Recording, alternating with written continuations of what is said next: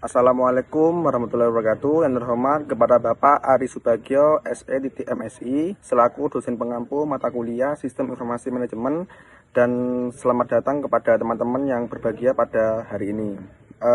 Perkenalkan, kami dari kelompok 6 akan menjelaskan mengenai materi Sistem Informasi Organisasi dan Strategi.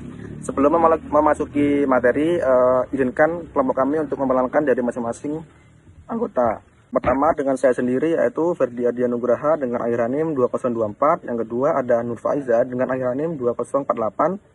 Yang ketiga ada Dwi Ratnasari dengan akhiranime 2050. Yang keempat ada Yusuf Muhammad Albab dengan akhiranime 2066. Dan yang kelima ada Mas Haji Agung Setiananda dengan akhiranime 2067. Memasuki materi yang pertama, yaitu mengenai organisasi dan sistem informasi.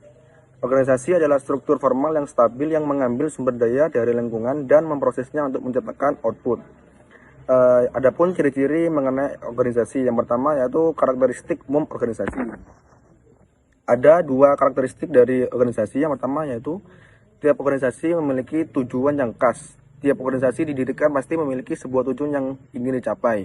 Yang kedua, tiap organisasi terdiri dari orang-orang atau seseorang yang bekerja sendirian, bukanlah suatu organisasi. Yang kedua, ada pembagian jenis pekerjaan secara jelas dan terspesialisasi. Dalam organisasi dibagi menjadi beberapa bagian. Contohnya misal kita ada ketua, wakil ketua, ataupun sekretaris. Nah, dari ketiga bagian itu pasti memiliki job desk atau pekerjaannya yang masing-masing yang telah dibagi oleh kesepakatan bersama. Yang ketiga, ciri-cirinya yaitu kewenangan dibatasi oleh aturan dan prosedur. Selanjutnya yaitu aturan menciptakan sistem universal dan tidak memihak.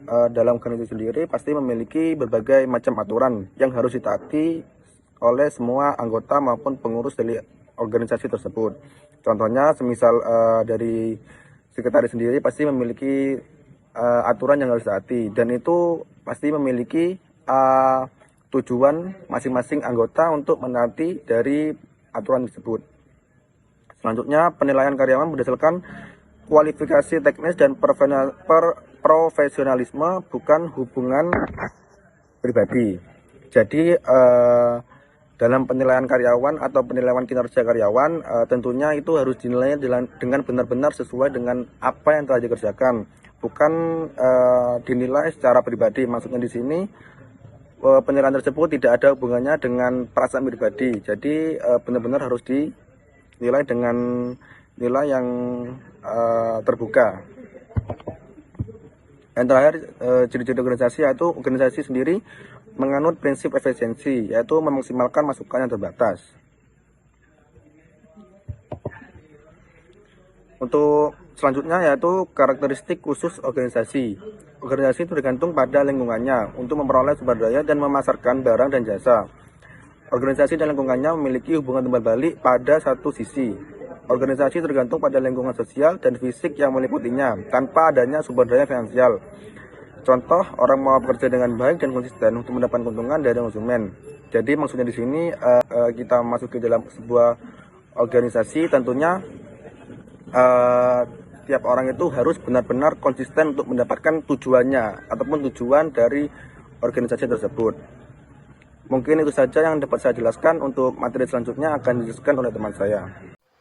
Baik, di sini saya Nur Faiza, NIM akhiran 2048. Di sini saya akan membahas tentang organisasi dan sistem informasi, karakteristik khusus organisasi. Nah, di sini organisasi bergantung pada lingkungannya untuk memperoleh sumber daya dan untuk memasarkan barang dan jasa.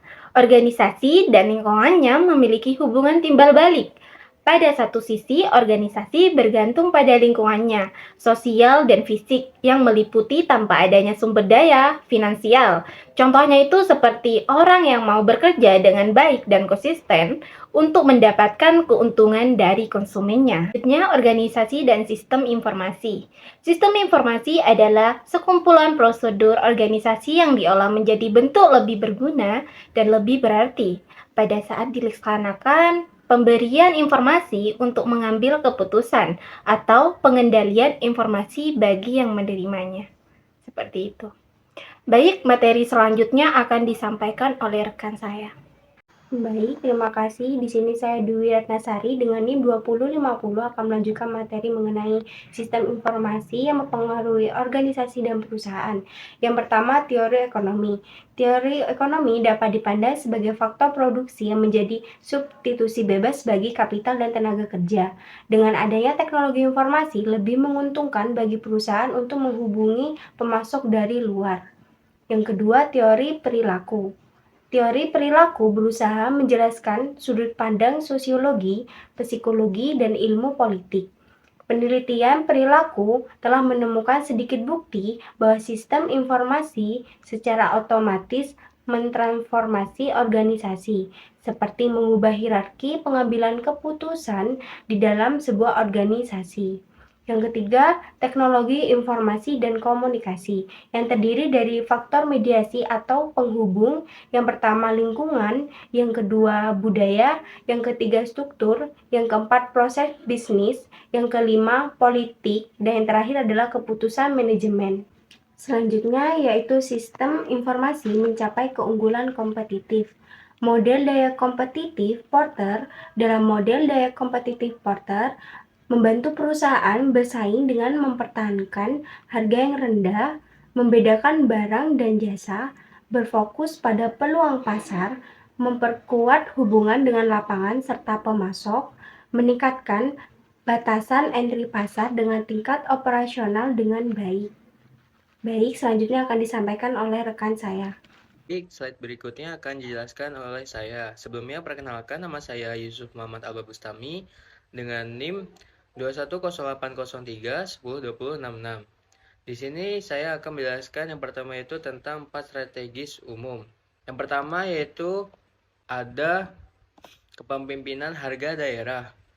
Yang kedua ada diferensi produk. Yang ketiga ada fokus pada peluang pasar. Yang keempat yaitu menguatkan keakraban pelanggan dan pemasok. Yang pertama, kepemimpinan harga daerah mengacu pada situasi di mana suatu perusahaan atau merek di wilayah tertentu memimpin dengan menawarkan produk atau layanan pada harga yang lebih rendah daripada pesaing di wilayah yang sama. Strategi ini mungkin digunakan untuk menarik pelanggan yang sensitif terhadap harga atau menciptakan persaingan dengan menggeser standar harga di pasar modal. Yang kedua yaitu tadi ada diferensiasi produk. Diferensiasi produk adalah pendekatan di mana perusahaan menciptakan keunikan dalam produk atau layanan mereka yang membedakannya dari pesaing.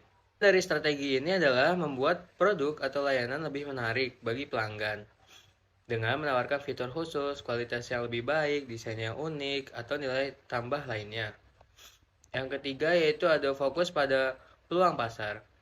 Fokus pada peluang pasar adalah strategi di mana perusahaan membentuk usaha untuk memanfaatkan peluang yang ada di pasar tertentu. Ini bisa berarti memusatkan sumber daya dan upaya pada segmen pasar yang dimiliki potensi pertumbuhan atau permintaan yang tinggi. Yang keempat yaitu menguatkan keakraban pelanggan dan pemasok. Konsep ini berfokus pada membangun hubungan yang kuat dan saling menguntungkan dengan pelanggan dan pemasok. Dengan meningkatkan keakraban, perusahaan dapat memahami lebih baik apa yang diinginkan pelanggan dan bagaimana mereka dapat memberikan nilai tambah tersebut. Yang berikutnya yaitu ada strategi kompetitif dengan menggunakan sistem informasi manajemen atau SIM. Baik, yang pertama yaitu ada strategi biaya kepemimpinan.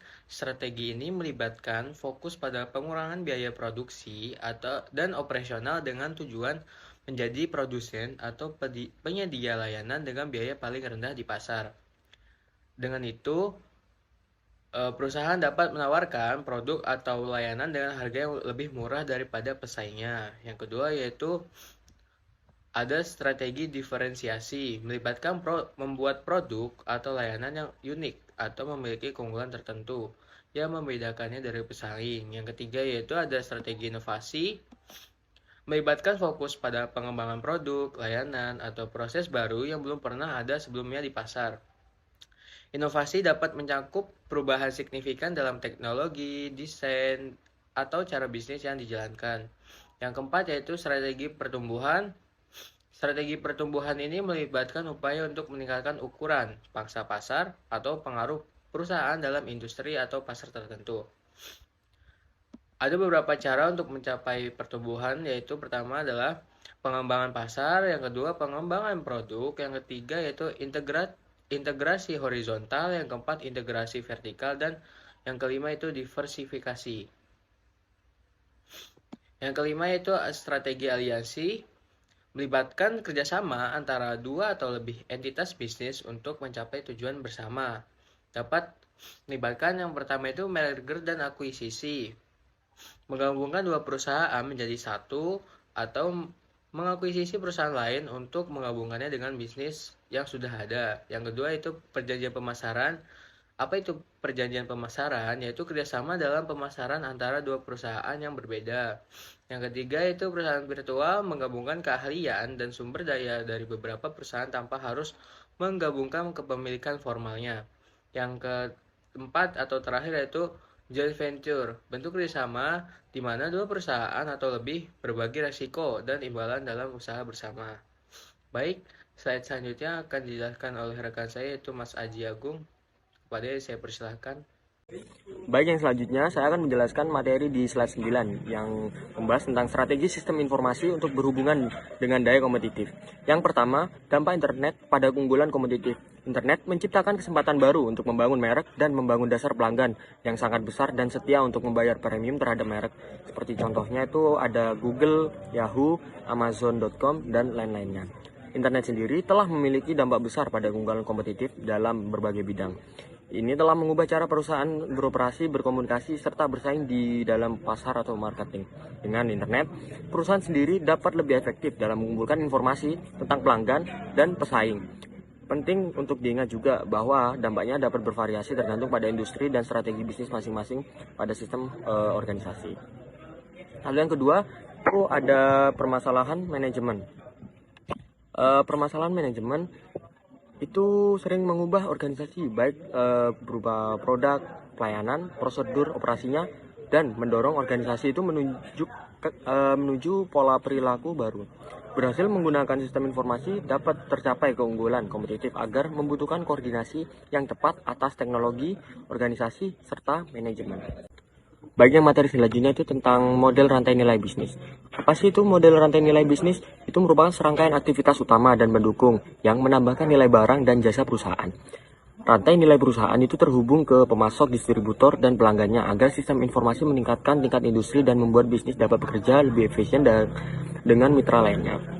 Model rantai nilai bisnis biasanya terdiri dari dua komponen utama, yaitu aktivitas primer. Ini merupakan sebuah aktivitas yang langsung terlibat dalam pembuatan, pemasaran, serta distribusi produk atau layanan. Lalu, ada 5 aktivitas primer dalam rantai nilai. Yang pertama itu ada inbound logistik atau logistik masuk, penerimaan, penyimpanan, dan distribusi bahan mentah yang diperlukan untuk melakukan produksi. Lalu yang kedua, operation atau operasi, proses transformasi bahan mentah menjadi produk jadi. Lalu yang ketiga ada outbound logistik atau logistik luar, distribusi produk ke konsumen atau mitra bisnis. Lalu ada marketing and sales atau pemasaran dan penjualan, promosi produk, pemasaran, dan interaksi dengan pelanggan. Lalu ada aktivitas pendukung. Ini itu merupakan sebuah aktivitas yang tidak langsung mendukung primer atau aktivitas primer, maaf. Terdapat 4 aktivitas pendukung dalam rantai nilai. Yang pertama itu ada firm infrastruktur atau infrastruktur perusahaan. Lalu itu penjelasannya manajemen umum, keuangan, perencanaan, dan administrasi. Lalu ada human resource atau manajemen sumber daya manusia, pengolahan tenaga kerja, rekrutmen, pelatihan, dan pengembangan. Lalu ada teknologi development, yaitu pengembangan teknologi, penelitian, pengembangan teknologi, dan inovasi. Lalu ada procurement atau pengadaan bahan mentah, peralatan, dan sumber daya yang diperlukan. Lalu yang itu sih yang terakhir dalam model rantai ini. Itu membantu perusahaan memahami bagaimana setiap aktivitas berkontribusi terhadap penciptaan nilai dan identifikasi area-area yang dapat dioptimalkan. Dengan memahami proses ini, perusahaan dapat mengidentifikasikan cara untuk meningkatkan efisiensi, mengurangi biaya, dan memberikan nilai yang lebih baik pada pelanggan. Sekian pemaparan materi dari kelompok kami. Untuk selanjutnya, saya kembalikan kepada moderator. Saja dari presentasi kelompok 6, kurang lebihnya mohon maaf. Wassalamualaikum warahmatullahi wabarakatuh. Terima kasih.